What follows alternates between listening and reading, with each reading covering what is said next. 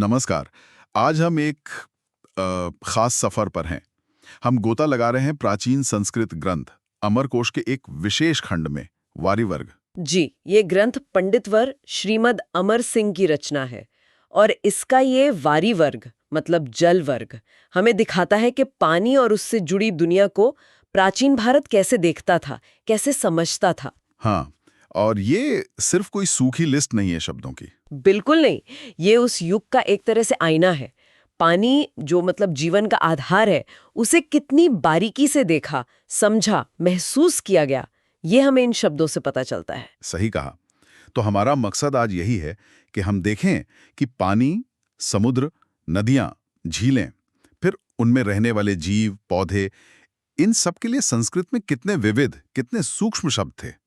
ये जानना कि एक आम सी लगने वाली चीज पानी को भाषा ने कैसे इतना असाधारण बना दिया। तो चलिए इस भाषाई खजाने को खोलते हैं, देखते हैं क्या मिलता है। हाँ जरूर। शुरुआत शायद समुद्र से करनी चाहिए, विशालता का प्रतीक। हाँ बिल्कुल। और अमरकोश में समुद्र के लिए सिर्फ एक या दो नाम नहीं है, बहुत सारे हैं। जैसे एक है सरितपति, हाँ यानी नदियों का स्वामी। ये तो एक तरह की भौगोलिक सच्चाई भी है। सही कहा। फिर एक नाम है रत्नाकर, रत्नों का खजाना।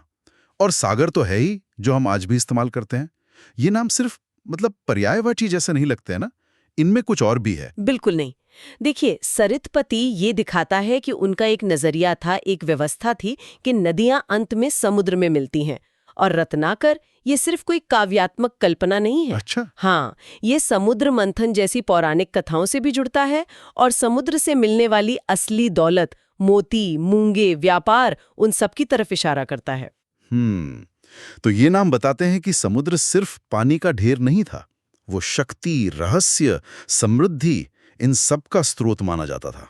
और कमाल की बात यह है कि समुद्र के प्रकार भी बताए हैं, जैसे क्षीरोद, दूध का सागर। हाँ, और लवणोद, खारे पानी का सागर। ये तो पुराणों की दुनिया की झलक देता है। बिल्कुल।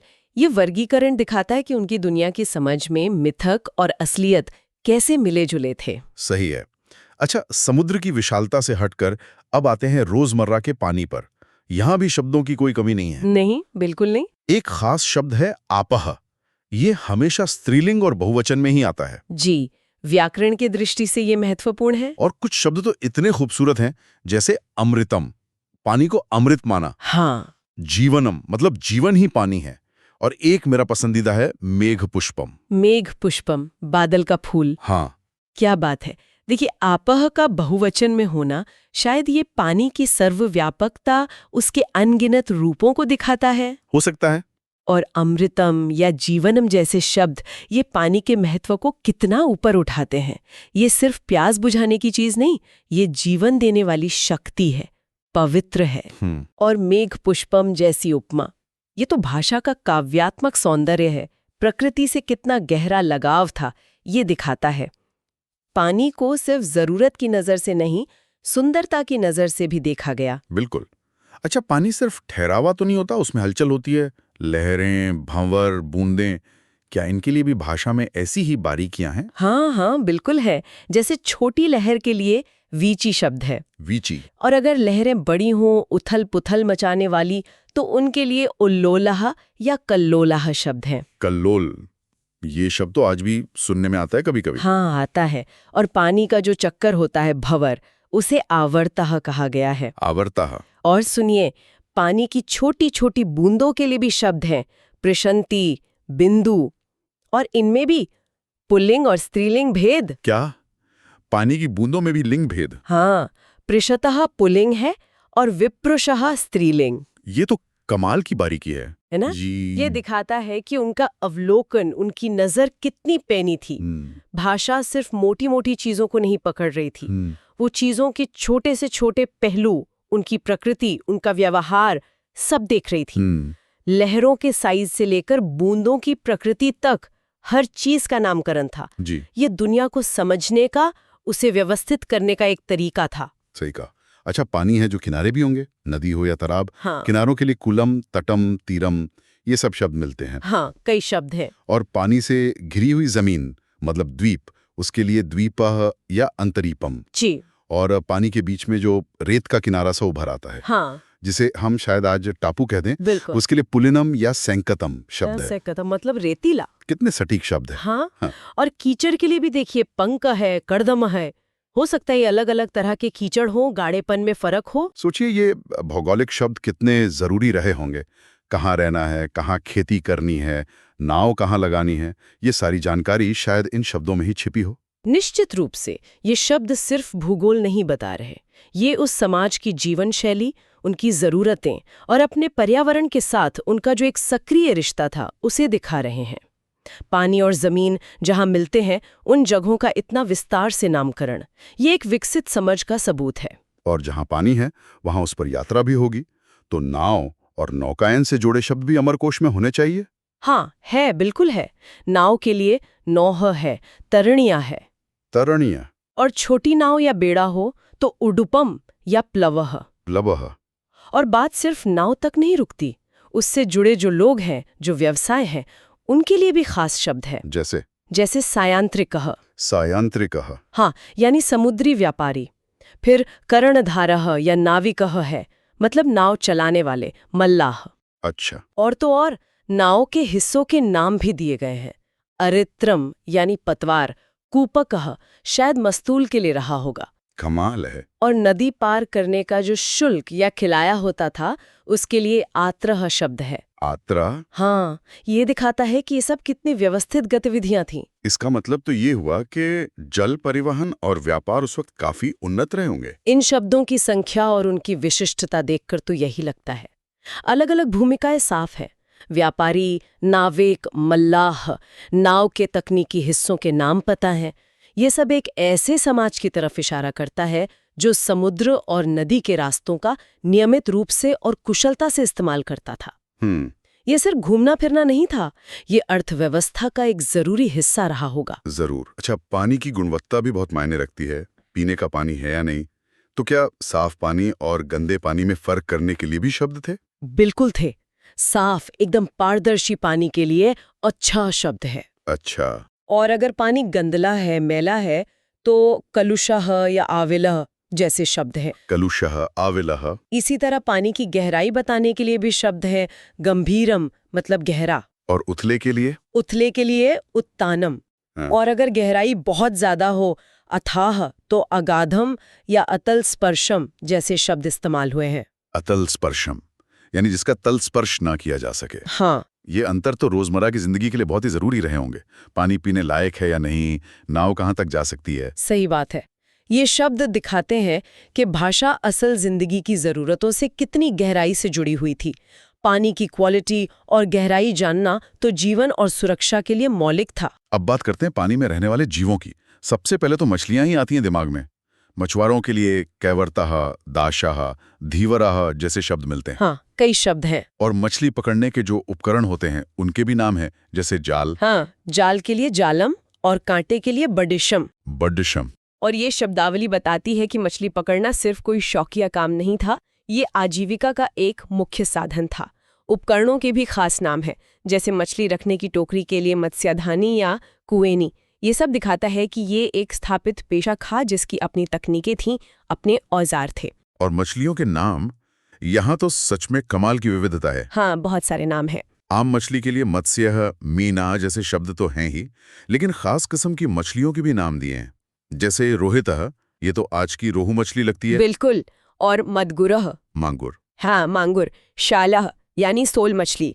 यहाँ तक कि शफरी नाम की एक छोटी चमकदार मछली का भी जिक्र है। शफरी? और सबसे दिलचस्प मुझे लगते हैं तिमी और तिमिंगिला। तिमी है और तिमिंगिला। हाँ, ये क्या है? तिमी शायद वेल जैसी किसी बहुत बड़ी मछली के लिए इस्तेमाल होता होगा। अच्छा। और तिमिंगिला तो वो है जो तिमी को भी निगल जाए, मतलब उससे भी विशालकाय। बाप रे, तो ये क्या सच में होती थी ऐसी मछलियां? देखिए, ये दिखाता है कि उनका ज्ञान और उनकी कल्पना कहाँ तक जाती थी।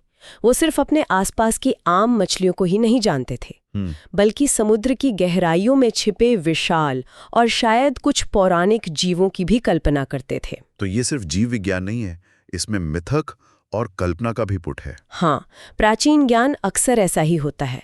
उसमें अवलोकन होता है, अनुभव होता है और कल्पना भी होती है। खास मछलियों के नाम उनके सटीक अवलोकन को दिखाते हैं, जबकि तिमिंगिलाह जैसे नाम उनकी कल्पना की उड़ान और प्रकृति का जो विराट रहस्यमयी रूप है उसके प्रति उनके आश्चर्य और सम्मान को दिखाते हैं। मछलियों के अलावा और भी तो बहुत से जीव पानी में रहते हैं। हाँ, बिल्कुल। जैसे शिशुमार का जिक्र है। ये डॉल्फिन या सूंस हो सकती है, हो सकता है उदरह यानी ऊद बिलाव, मकरह मगरमच्छ, या शायद कोई पौराणिक जीव। कोणमह तो है कछुआ। हाँ, करकटकह केकड़ा। और जोंक के लिए भी शब्द है। हाँ, जलोका है, और एक और शब्द है रक्तपा। रक्तपा, खून पीने वाली। बिल्कुल, कितना सटीक नाम है। सही है। और सीप के लिए शुक्ति, जिसमें मोती मिलता है। शंख के लिए शंखः। और सुनिए, मेंढक के नर और मादा के लिए भी अलग अलग नाम है। नर के लिए मंडूकः, मादा के लिए भेकी। कमाल है। मतलब स्तनधारी, सरीसृप, अकशेरुकी, उभयचर सब शामिल है इस लिस्ट में। ये उस समय के प्राकृतिक दुनिया के कितने गहरे अध्ययन को दिखाता है। वो सिर्फ जीवों को पहचानते नहीं थे, बल्कि उनके लिंग, उनकी आदतें, उनकी विशेषताएं सब पर बारीकी से नजर रखते थे। ये एक ऐसी दुनिया की तस्वीर पेश करता है जहां इंसान अपने पर्यावरण के साथ बहुत गहराई से जुड़ा हुआ था। सही कहा। अच्छा, समुद्र और नदियों से जरा हटकर बात करें। जमीन पर जो पानी के भंडार होते हैं, तालाब, कुएं, झीलें, इनके लिए भी बहुत सारे शब्द हैं। जैसे कुएं के लिए कूपः, उत्पानम जी। और गहरी झील या कुंड हो तो ह्रदः। और तालाबों में भी कितना फर्क किया गया है। हाँ, वो दिलचस्प है। खातम यानी खोदा हुआ तालाब जो इंसान ने बनाया, और अखातम या देवखातकम यानी प्राकृतिक तालाब। बिल्कुल। और कमल वाले तालाब के लिए एक बहुत सुंदर शब्द है पद्माकरा। पद्माकर। और छोटे तालाब के लिए पलवलम, लंबे तालाब के लिए दीर्घिका। यहाँ तक कि कुएं का जो किनारा होता है नेमीह, या जहाँ रस्सी बांधते हैं वीनाह, उनके भी नाम हैं। ये तो पूरा जल प्रबंधन का खाका खींचता है।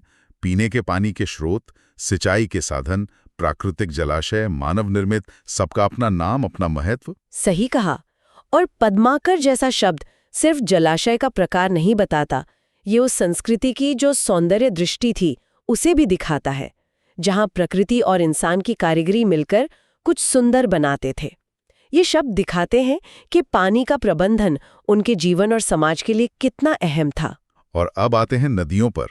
इनके लिए तो जैसे शब्दों का सागर ही उमड़ पड़ता है। हाँ, नदियों के बहुत नाम हैं। ये गुण या स्वभाव को पकड़ता है ना? और सिर्फ ये आम नाम नहीं है।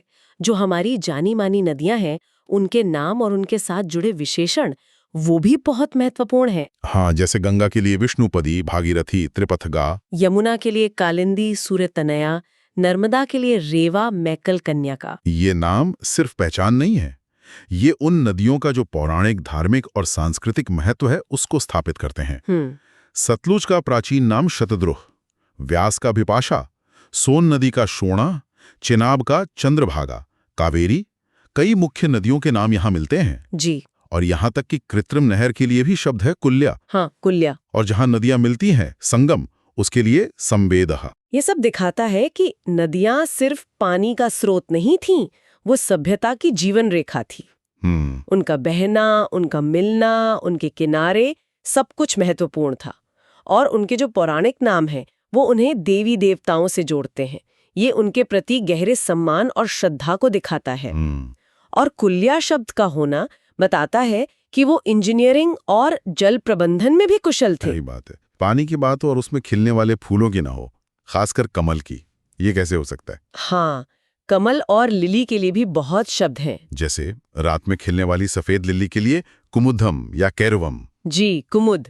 और नील कमल के लिए इंदीवरम। और कमल के लिए तो नामों की जैसे बहार है, पद्मम, नलिनम, अरविंदम, महोत्पलम, सहस्त्रपत्रम। सहस्त्रपत्रम, 1000 पंखुड़ियों वाला। हाँ, फिर कमलम, शतपत्रम, 100 पंखुड़ियों वाला, पंकेरोहम। पंकेरुहम, कीचड़ में उगने वाला। बिल्कुल। ताम्रसम, सारसम, सरसीरुहम, सरोवर में उगने वाला, बिस्प्रसूनम, राजीवम, पुष्करम, अम्भोरुहम, पानी में उगने वाला। और सफेद कमल पुंडरीकम और लाल कमल कोकनदम, के लिए भी अलग नाम है। जी। और कमाल की बात यह है कि कमल के हिस्सों के भी नाम है। डंठल के लिए नालम, मृणालम, बिसम। जो पुंकेसर होता है उसके लिए किंजल कहा, केसरहा। अधखिली कली के लिए संवर्तिका। यहाँ तक कि बीजकोश के लिए बीजकोशः। वाह, कमल का भारतीय संस्कृति में जो स्थान है ना, पवित्रता, सौंदर्य, ज्ञान, अनासक्ति, इन सब का प्रतीक वो इस विस्तृत शब्दावली में साफ झलकता है। ये सिर्फ एक फूल नहीं है, ये एक पूरा दर्शन है जैसे। उसके हर हिस्से का नामकरण दिखाता है कि उसे कितने ध्यान से, कितने सम्मान से देखा और समझा गया। और ये फिर पद्माकर, कमल वाला तालाब जैसे शब्दों से जुड़ता है। प्रकृति और संस्कृति का ताना बाना और मजबूत होता है। तो हमने देखा कि अमरकोश का ये वारी वर्ग पानी से जुड़ी दुनिया का कितना बारीक, कितना व्यापक चित्र पेश करता है। ये सिर्फ शब्द नहीं है, ये प्राचीन भारत की नजर है, प्रकृति को देखने की, समझने की और उसके साथ जीने की। बिल्कुल। ये जो इतनी बड़ी शब्दावली है, ये महज एक भाषाई कसरत नहीं है। ये दिखाती है कि उस समाज का अपने पर्यावरण के साथ, खास तौर पर पानी के साथ, कितना गहरा, कितना सूक्ष्म और कितना सम्मानजनक रिश्ता था। सही। पानी सिर्फ एक संसाधन नहीं था उनके लिए, वो जीवन था, संस्कृति था, मिथक था और काव्य भी था। और ये हमें सोचने पर मजबूर करता है कि हमारी भाषा हमारी सोच को और दुनिया को देखने के हमारे नजरिए को कैसे आकार देती है। बिल्कुल। और अब श्रोताओं के लिए एक विचार छोड़ जाते हैं। अपने आसपास की किसी रोजमर्रा की चीज के बारे में सोचिए। मान लीजिए पेड़ या मिट्टी। अपनी भाषा में उसके लिए या उससे जुड़े अलग अलग पहलुओं के लिए आप कितने शब्द सोच पाते हैं? क्या शब्दों की ये विविधता या शायद कमी उस चीज के प्रति हमारी समझ या हमारे जुड़ाव पर असर डालती है? और पानी को देखने का ये जो प्राचीन बहुआयामी नजरिया था, जिसमें व्यावहारिकता भी है, सौंदर्य भी है, आध्यात्मिकता भी है, ये आज के वैज्ञानिक दृष्टिकोण से कैसे अलग है या कहाँ मिलता है, इस पर सोचिएगा जरूर।